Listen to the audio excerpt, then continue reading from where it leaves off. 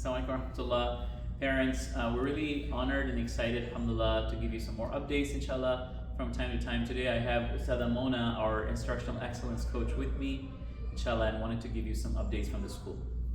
Assalamu alaikum everyone. So for these past couple of days, I think we're now at week 1 of the school, alhamdulillah. Our teachers have been focusing on our adab lesson plans, really grounding the students in how they have adab with their teachers, with their students, with Allah, and with their parents as well. So I've been walking around observing some amazing things that are happening in the classrooms. We have students created their own adab posters where they showed us what they learned from the lessons by creating their posters and then presenting them with their classmates. And then we also had another class that did some fun role-playing activities where the students acted out some adab scenarios so they can have some real life and real experiences with how they would act in these different situations with adab that they've learned so far. And then we've also had some of the teachers have the students do some arts and crafts work with creating their own adab guidelines and their own adab personal goals and activities for themselves. So it's been such a pleasure to see that with the teachers and with the students learning at the same time. Alhamdulillah. Jazakallah khair. And we know from research that students that are socially, emotionally, they're connected to their environment, they connect and they have this deeper sense of purpose, that deeper sense of presence in the learning environment, they're able to thrive and they're able to do well and they're learning and they're growing, inshallah. So we're really excited about that solid foundation of adab and the character and the behavior that can make the students become beautiful human beings, one of the key purpose of our school. And inshallah, I wanted to share a little bit more about our communication policy, that inshallah, any type of communication that you want to do in terms of any concern you have, any question you have, feel free to reach out to your child's teacher through an email, through the Alma system. If you haven't set that up, please make sure that you set that up, the Alma system, and you can see all your child's teachers' emails there. You're able to send them an email and you're able to communicate with them. The teachers are going to get back to you within 24 hours, sometimes up to 48 hours, inshallah, if they're really busy. But if it's an urgent matter, they'll get back to you earlier. And inshallah, many things are resolved in that relationship they were building. We're trying to become a God-centered environment where we're not teacher-centered, we're not student-centered, we're not parent-centered, we're all together God-centered. So we always show up with that God-centered character and behavior and adab with each other so that we build this deep love and connection and trust between our parents and our teachers. This is how we want to set this school apart, that we adults are embodiment of the character that we want to raise our kids on. And this is why we've discussed this and emphasized this in all of our family interviews, in the entire admission process. And alhamdulillah, we're so happy and honored to have parents that really buy into this vision and these values. So if inshallah you build that rapport with your teacher, it'll be really fast that you'll be resolving any question or concern.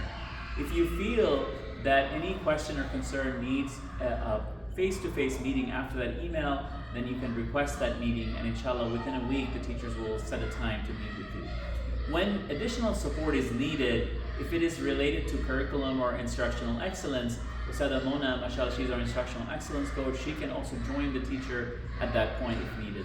Also, our prophetic tarbiyah counselor, Sister Farah, she can also join any behavior or character related meetings if needed beyond the parent-teacher meeting. And inshallah, if additional support is needed beyond this structure, you can also reach out to the principal, reach out to me, and I will also be able to provide them any guidance and support at that point. Alhamdulillah, we see all the students really excited and they're doing activities and they're playing in the gym, in the PE. I think you might be able to hear some noise in the background. Alhamdulillah, we're so grateful for hearing this noise of the students playing and laughing and smiling and enjoying their time at the school. Alhamdulillah, we're really honored.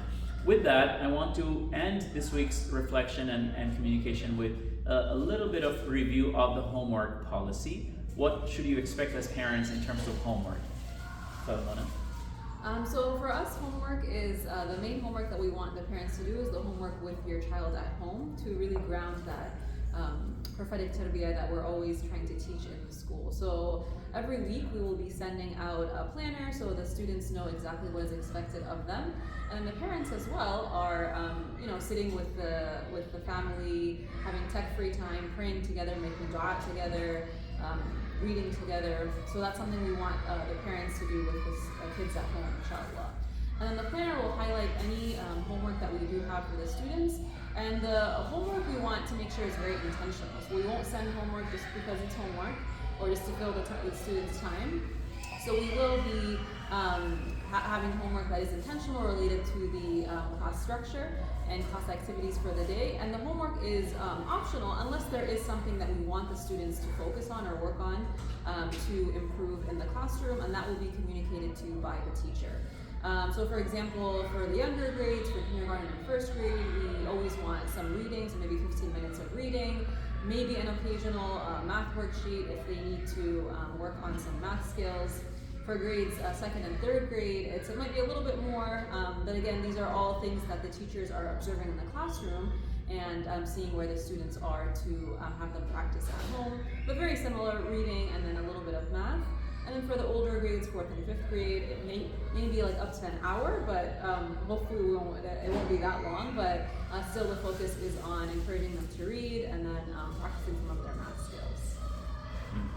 Alhamdulillah. So yeah, alhamdulillah, the homework policy, it's more about, inshallah, that routine, the daily routine. The most beloved actions to Allah subhanahu wa ta'ala are deeds that are small but consistent. Inshallah, see the attached parent communication policy and the homework policy that I'm including in this message, inshallah, in this email. Go through it. So 15 minutes of recommended reading, something that kids are reading for that daily practice of reading, and we want them to become readers.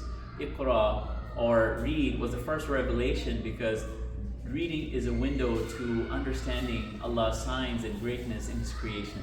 So we want to teach kids this identity of reading. That reading is a form of ibadah when we do it in that intention. And occasional math worksheet, like Ustadh Mona mentioned, a little bit of review of the Quran based on what the Quran teachers are asking. And overall, kinder first grade shouldn't take more than 15 minutes. Second and third, no more than 30. And then 4th and 5th, if they have a little more review or some additional homework needed, then maybe no more than an hour needed, inshallah. But a lot of times, maybe there is nothing, and only thing you need is that reading. But that evening schedule that we emphasize in every family interview with all the parents was this couple hours of tech-free time to play together as a family, eat dinner together, making your salah and afkar together, and reading routine before you go to sleep. This really, and nutritious, healthy food at home, and also what you send home. These are ways that are spiritually, emotionally, and physically our students are nurtured, so they show up with their best self, and they're ready to learn, they're ready to grow in our school. So, Jazakallah khairan, parents, stay with us on this journey. Inshallah, we will reveal and share more in terms of our curriculum and curriculum approach. We'll have a couple of weeks of communication on just curriculum starting next week. Stay tuned for more communication. Jazakumullah khairan. Assalamu alaikum wa rahmatullahi wa barakatuh.